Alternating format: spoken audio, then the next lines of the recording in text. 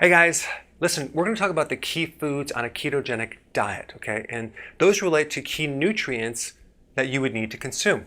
Now, let's start with vitamin C. Why do you need vitamin C on a ketogenic diet? Because we want to repair all the damage from the high levels of sugar and high levels of insulin, which, by the way, have to do with the vision and the arteries and the kidney and the nervous system. Vitamin C is necessary for that. It's also necessary to heal insulin resistance.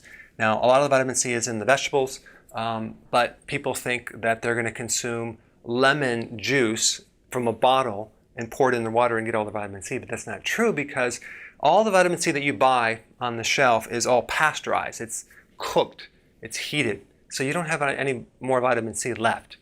So if you're taking an actual lemon and juicing that, you're getting some vitamin C, but not from the bottle. Now, the advantage of consuming lemon juice would be to counteract some of the stones that could be developing on a ketogenic plan, but not necessarily vitamin C, okay?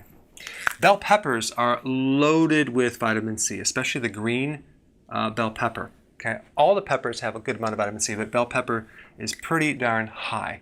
So that would be a really good thing to consume. Sauerkraut is another food that's loaded with vitamin C. So every day if you had just a half a cup, that would give you way more than you would need. Okay, but some people don't like sauerkraut, so go with the bell peppers. Omega-3 fatty acids. Salmon, make sure it's wild caught, and fatty fish, okay? Loaded with omega-3. We want to make sure this is very, very high. Okay, then we have vitamin B1 and also other B vitamins, but B1 is the most important. This is really important because the need for B vitamin goes up when you get into ketosis. So sunflower seeds have a good amount of B1, and they have other B vitamins as well. Believe it or not, pork has a good amount of B1. Some people don't like pork, that's fine. I have the high quality, non-processed, no sugar bacon, so I consume that. Some people don't like it, that's fine. You don't have to do that. Nutritional yeast is another thing that's loaded with the B vitamins. Okay. Then we get to potassium and magnesium. These are really important on a ketogenic diet. The way you get that is large quantities of vegetables, 7 to 10 cups. A lot of people don't like consuming their vegetables. You're going to have to bite the bullet and do that. Potassium is necessary to heal insulin resistance, and it's involved in a lot of other things. Magnesium is also at the heart of insulin resistance, as well as it's actually in chlorophyll. So anything green like leafy greens and avocados and dark leafy green vegetables, you're going to get enough potassium.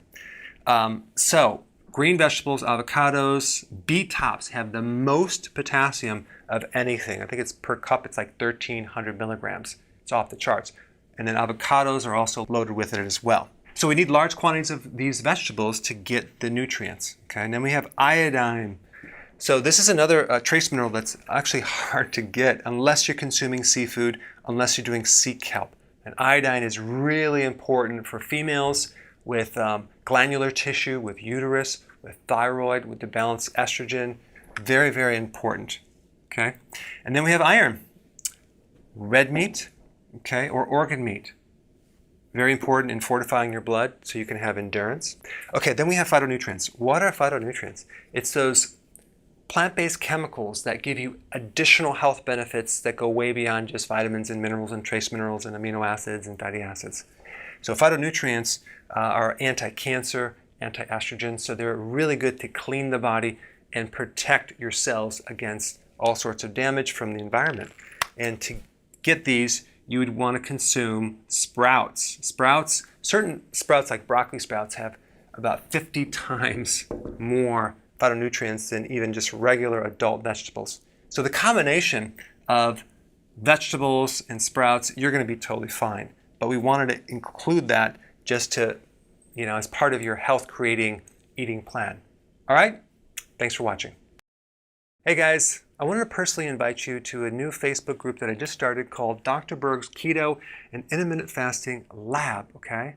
So I created this so we can share our successful actions, what worked, what didn't work, the results. So I put a link down below. So go ahead and sign up and I'll see you inside.